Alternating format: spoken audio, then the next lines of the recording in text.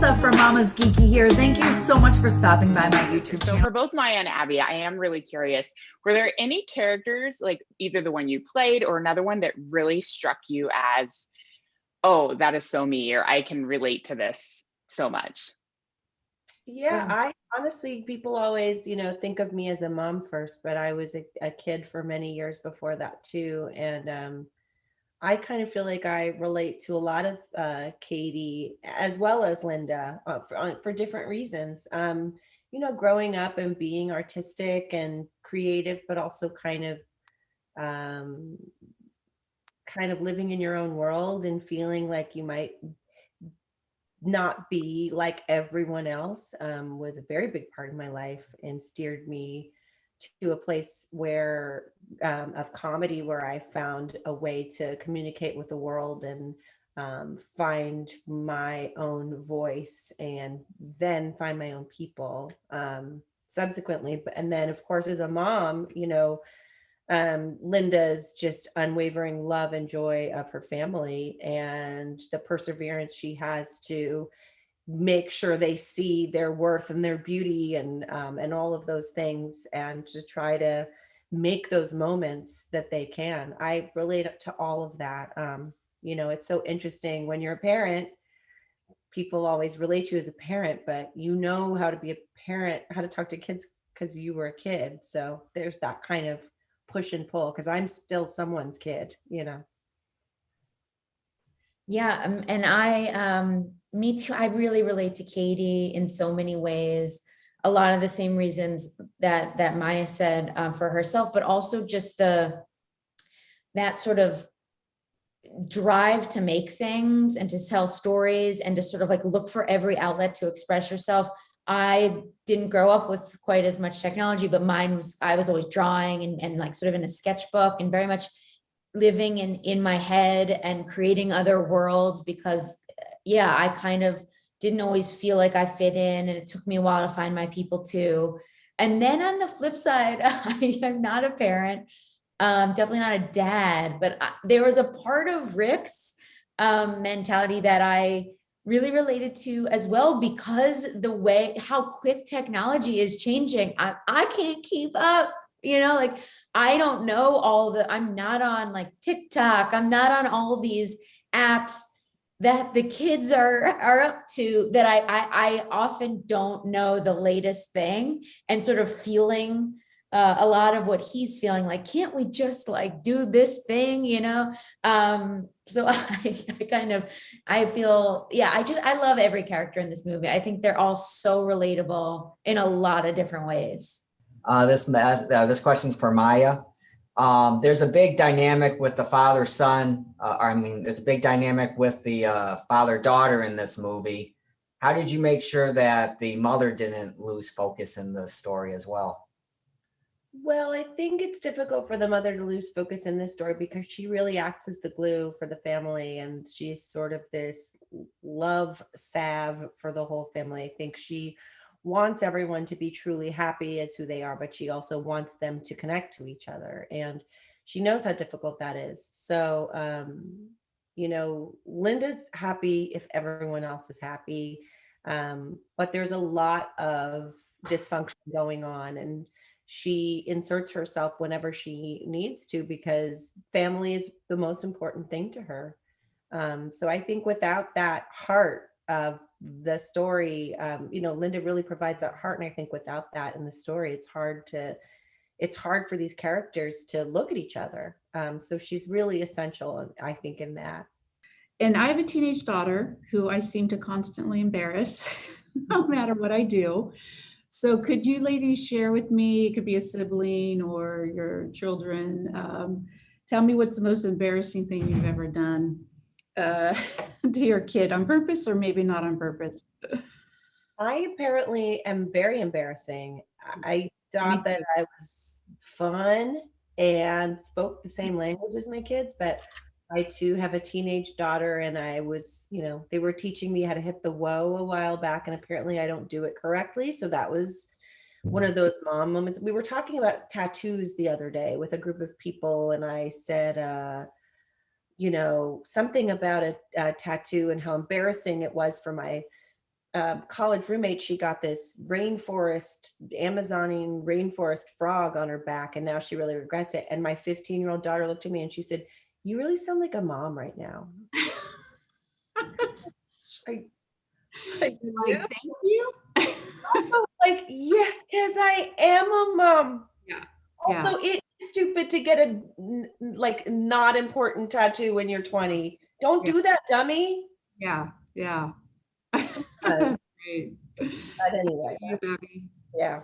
I don't have children, so not embarrassing them yet, but I'm sure I will. What about a sibling? A brother or sister? I have a brother. You know what? I feel like I am wildly embarrassing. Actually, I have two nieces. What am I talking about? They're 5 and 7, and they're like, oh, they don't call me Aunt Abby. It's just Abby. They're like, Abby, God. Like even in work, yeah. I feel, I can't think of a specific thing, but especially the older one, 7 years old, I'm finding is like a teen. Right. It's just very like, oh my God, what are you wearing? I'm like, oh, this is a good look, Stella, For Maya and Abby in the movie. Won't go into like too much spoilers, but there is a scene where the family has to ward off more than just the robots that we had seen. Is there a household electronic item that you would either like love to go toe to toe to like with, or would you be afraid to like, you win? I'm just realizing now, like, we have an Alexa in our house, and I feel like I don't know how that got voted in, but that thing is going to destroy me. Yeah, I need to take her down. She and I, we don't agree on a lot of things. She scares me a lot. I think anything that like responds is a little scary in that way. I don't have one. I feel often, I don't cook that much. I'm trying to get into cooking. I feel like truly most appliances I'm already going like toe to toe with, just in their usual functioning. Like my oven and I are like, let's get this right. Like we often can't get on the same page already. Yeah, maybe I'm gonna say my oven. We have some issues. For both of you, I just wanted to know, I love the scene when they all got the gift of the screwdriver. That's because that's like my husband. He gives gifts like that too. So I just was wondering the craziest, I guess, gift you got, or the most disappointing. Ooh, I don't want to sell anybody out, but I've gotten some pretty disappointing gifts. I think like even when I was younger, and I would always get gifts and think like, is this who you think I am? Like I remember getting like a vest once, and I was from my parents for Christmas. I was like, what? A vest? Like, have you met me? I've never worn a vest. I don't even think I could wear it. No. It's always fascinating when you see yourself through someone else's eyes. And I also give practical gifts too, so I'm sure that's probably really disappointing. I like stocking stuffers that you can use. Some people don't. Yeah, I mean, I think as a kid, the most like practical functional thing that you like need is always kind of like pajamas. That kind of you need them, you want them to be cool, but I feel like I was always kind of like, great. Yeah. But my family, most of the gifts were art supplies, which was a little practical as well, but pretty well used and functional in a good way. Well, I give my mom pajamas every year, and now I'm rethinking it. Oh, thank you. I think as an adult, it's exciting. Adult, it's good. But yeah, Kids, you're like, I stopped buying my kids clothes because they were like, yeah. and my gift, like, you're the lady that supplies my clothes. That's cool. Now, Yeah. And I'd love to know from both of you guys, how did you prepare yourself before a scene? Because you guys are kicking ass. You guys are loving each other. You got, there's just so much action, and then it's at the same time heartfelt. So I just want to picture, I just picture you guys in a, your sound booth. Like, what are you doing like to get those action scenes going? We saved all my action scenes for the end of my recording day because there was a lot of yelling. So I think when you're doing that kind of like blood curdling yelling, you wait, because if you blow your throat out at the beginning of a 4-hour session, you're in trouble. So yeah, we would usually save Linda's like save the world battle cries for the very end. And I would only, and we would really try to select a few because I think it can be really, really grating. And then those touching moments, I felt like what was so nice was they were written that way. And so it was very easy to access any sort of emotions necessary because they're right there on the page in front of you. All the scenes I did with Mike Rianda in the room. So I was able to talk to him about it. And I felt really lucky because he was very transparent from the beginning that Linda Mitchell is really sort of a love letter to his own mom and her wonderful, loving, unique personality and a very, very much large personality. So he was right there to tell me more or less. And then I don't know. I think when you're talking to when a mom is talking to her kids, I think when that's there on the page, you kind of know where it's going. So it was very, very easy to access. Yeah, I feel the same way. We saved all of my yells and falls and fight sequences for the end too, because I always lose my voice when I do those. And yeah, same for me. I mean, I think, I just tried to think about what that felt like going away from home for the first time, what it feels like when I still feel sort of like I don't belong or I'm insecure. And yeah, the great thing about, on even in a live action thing, hopefully you have the space in which to play with you usually with your scene partner in a live action thing. This you're alone, but Mike was with me as well. And there's a little bit more room and space to play and to try it again and try it a different way.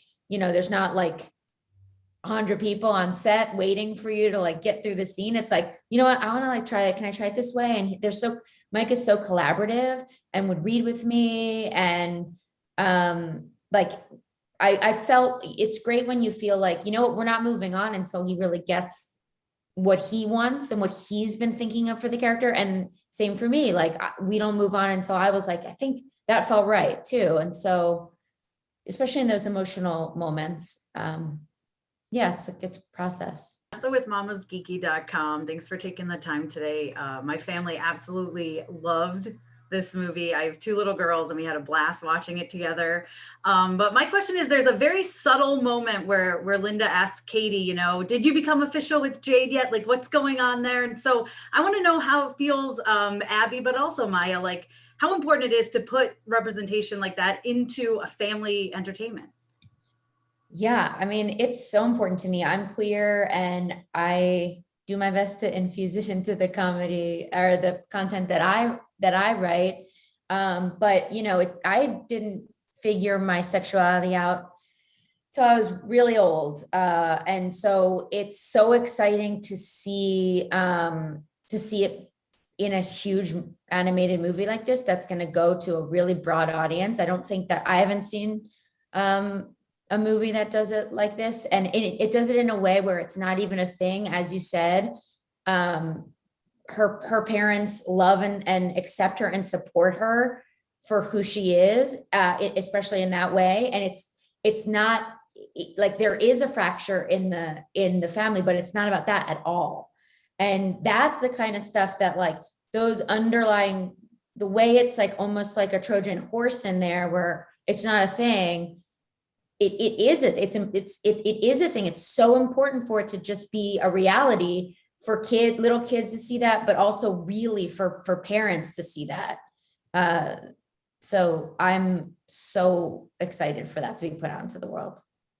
I agree. I mean, I feel like it's so rare when something is thoughtfully written as one of the elements of what makes a character who they are, but it isn't the reason we're watching the movie. And I can relate to that so much. I feel like it's such a beautiful representation of humanity and people being all of the things that they are and still being wonderful and still having problems, and that our differences are not what the issues of the movie are about. Like, that's really what people are. And I feel like it's usually the go-to in film to make sure that that's the problem, or, you know, if you're any sort of different in any shape or form or color or whatever that is, that's the crux of it, when in reality, like, that's just not who you are as a human being. And so I just thought it was so beautifully done and lovingly done. And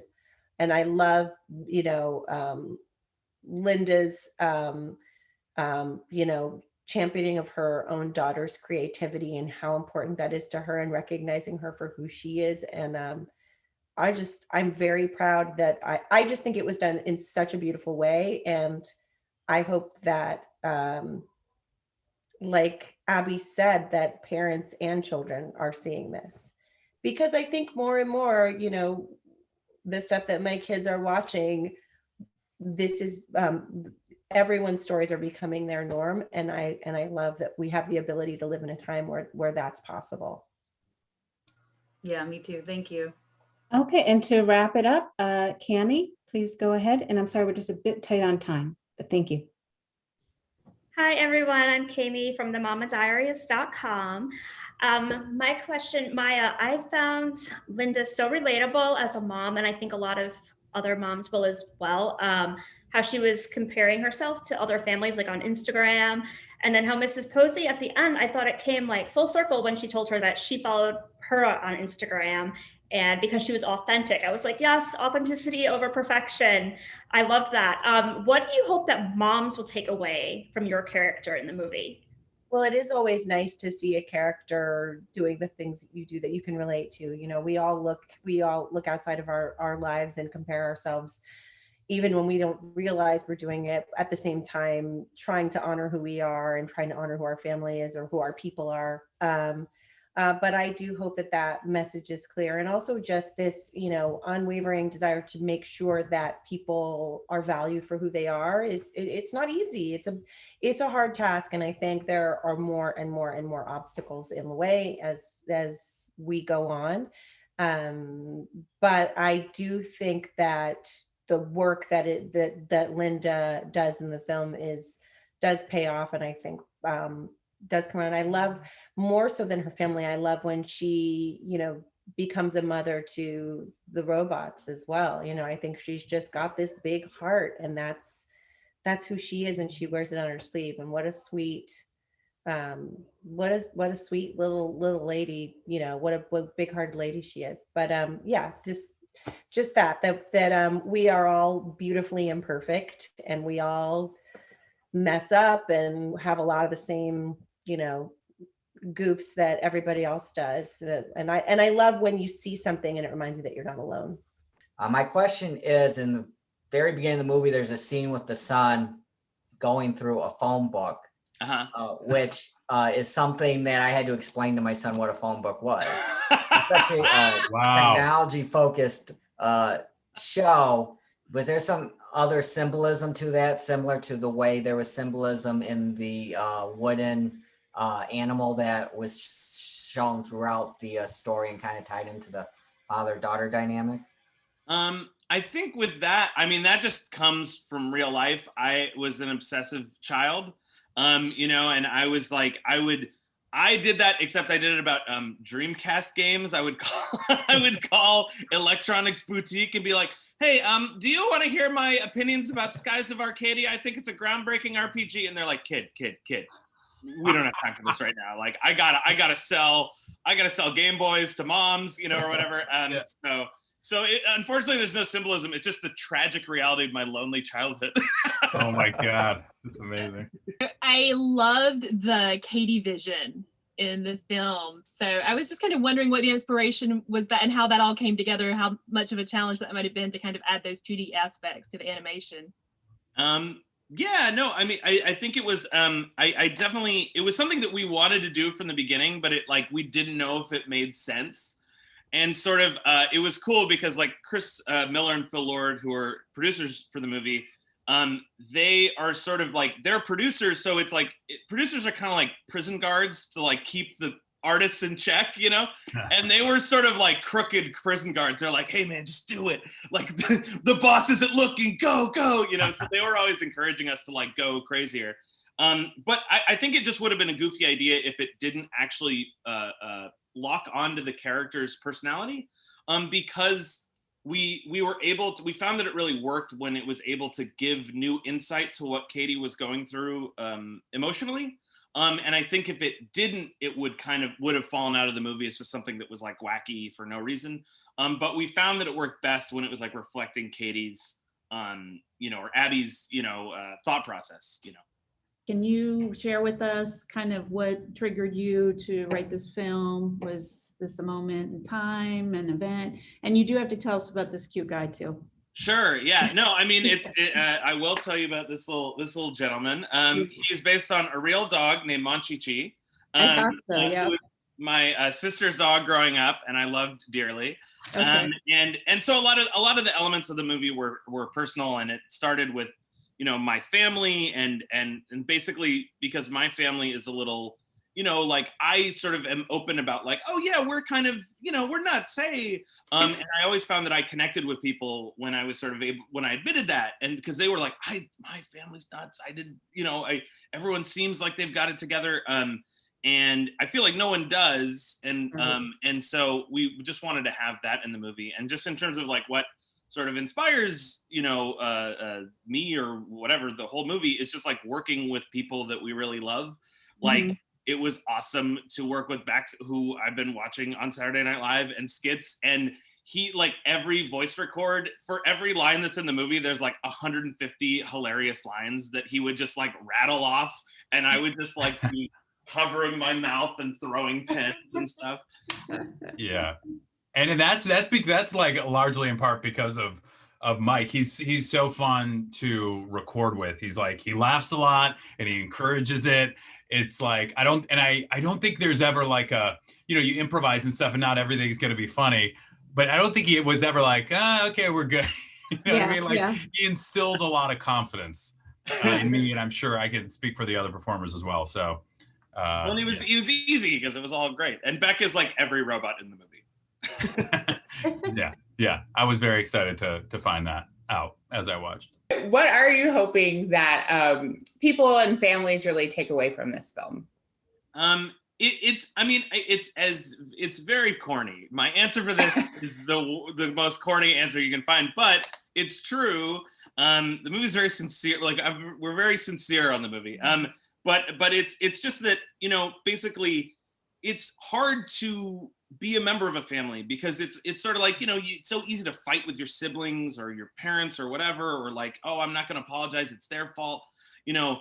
And it's hard to be magnanimous and say, you know what, I'm sorry, Dad, or, you know, if your mom calls, to like take the time and answer the phone, you know. And it's like, to me, really, if we can heal the nation, then I'd be happy. No, but if we could, like, you know, bring families together, that would be sort of like my ultimate, you know, hope for the movie.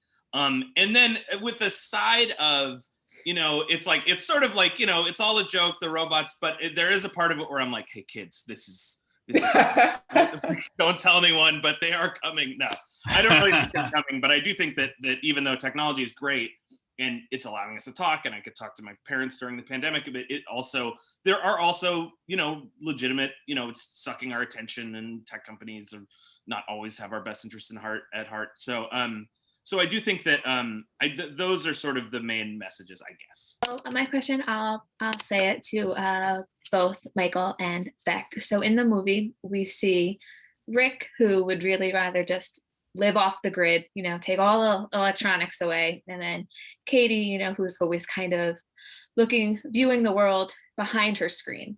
Where on the spectrum do you fall? Do you want to be totally off the grid, or do you need your phone in hand, constantly scrolling, constantly checking notifications? For me, I'm somewhere in the middle. I grew up with my mom, like I went to her outdoorsy camp growing up, and like we'd go to Colorado, go on road trips from Chicago to Colorado every summer, and we'd go there in the winter too for skiing and camping and hiking and stuff.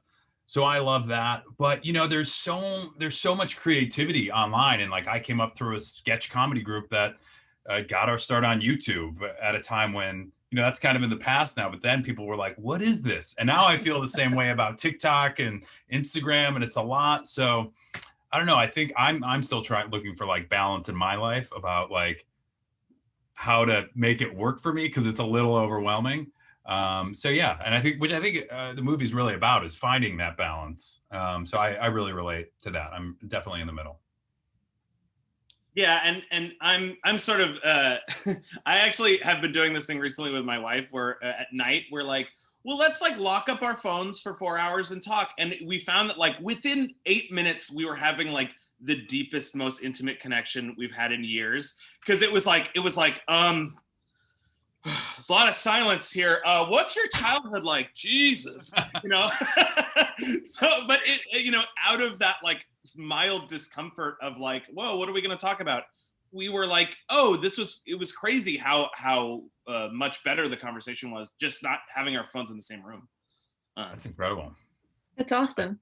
I love this. I loved it so much, especially the weird, you know, the embracing weirdness, because when someone calls me weird, I take it as a compliment. But Yeah. my question is for Michael. As I was watching this, you know, the character Aaron, I kept questioning, you know, he seemed, I've thought maybe autistic or somewhere on the spectrum. And I wondered, you know, when you wrote it and, you know, approached your character, did you have that in mind in any way? It was definitely nothing that I mean, it just observed from life, and that's what I was like as a kid. So maybe, you know, I don't know if I am, you know, but I do think that, you know, sort of like, I do think that one thing we were trying to do is sort of like reflect real people and real families, however we could, you know, so if someone takes that, great. It wasn't exactly what we were thinking when we did it, but we were also just like trying to like look at our lives and sort of, you know, sort of reflect that into the movie. So I don't know, but if you want to read it that way, great. Just want to go back on the improv, because Beck, I knew you were the voice of the robots, but I didn't know if it was every robot. I had to wait till the credits. Like, okay, he was all the robots, because you gave it personality. Like each robot had some kind of personality. And going on improv, did you have a script, or did Mike allow you to have, you know, to play with it? And Mike, how much did you allow your actors to have fun with their characters? I mean, he was very supportive of it. He really encouraged it. I mean, obviously the script was there. We got all the lines that were written. And I mean, the script really works. And again, it's like a great script that creates great improvisation, I think, that like creates so many ideas. It's such a clear, the joke of these robots trying to understand humanity and having the lack of intelligence, being so intelligent in one way and so unintelligent in another, is such a clear comedy dynamic. So it was so fun to improvise in that. Yeah, it was great. Yeah, from his very first audition, he would just like, because we had like a couple sides, you know, where it's like, oh, try saying this. Here's a couple lines that the robots might say. And it was so fun to see him just like run with it, you know, where it's like after the end of the line, he did like 8 other lines, because it was like he was really picking up on, oh, this is what's funny about that character. And that's sort of how we structured the movie, where it was like, sure, we have lines, but like it was always like best idea wins. You know, and Beck was often had the best idea, so we just put it in the movie, and it was great because it was like a one line that we didn't have to write. I was like, hey, there's a free joke. I love it. I didn't have to do anything. Oh my God, yeah. Also with mamasgeeky.com. My whole family absolutely loves this movie. We watched it a few times. It's so funny. But Mike, I want to know, so you wrote, directed, and you're a voice. I mean, was the plan always going to be that you were going to voice Aaron, or did that come about during casting? No, it's actually something I'm like sort of ashamed of. You know, I think that basically we had people come in and we had hilarious, 10 out of 10 actors and comedians and sort of all along the spectrum come in for that character, and some of them, all of them are like far more talented than I am. But there was some strange energy that was in because I sort of started out by doing the scratch voices. For basically before we get real actors to come in, it's like you just quickly say the lines just so you could see if the scene is working or not. So I would be most of the male characters just because I was always around. And just there was something about the energy of the Aaron lines that when it was someone else, even if that person was really great, it was like, this doesn't work as well for some reason. And so we just used me. So it didn't even feel like a job. It was like already there mostly. It was like, oh, just leave those lines in. But it's much better to have someone bring something new to it because the things I'm bringing to it are already there. And that's why it's cool working with Beck or Abbi or Maya or Danny McBride or all these people were like lighting up the room with this like hilarious lines and adding their own perspective to it and stuff. Whereas, me, it was just like, I knew the perspective. There were no surprises. But it is the thing that worked the best, unfortunately, for the world. Well, it's a hilarious cast and a hilarious movie, so thank you. Thank you. It's true, the cast is great. Mike, you I know that the movie's based on your family, and it was like Aaron is kind of like you and Linda is your mom. Who's Katie? Katie's probably like a little bit of a combination of me also, as well as my sister. My sister is really funny and has a lot of like spark and energy. And I sort of like, it is a total delight to be around, but it's my side of things is just like going to art school and, my parents were like, art school. Because it's like, it's a big risk, and like, spoiler alert, I'm not that good at drawing. But I know I have a lot of friends that are. So basically, so it was sort of a combination in terms of that stuff. Thank you. Thanks guys. Thank you. See all the Monchi pillows. Yes, Yeah. it's Monchi spinoff. We need a spinoff. Good. Monchi and the Robots. There we go.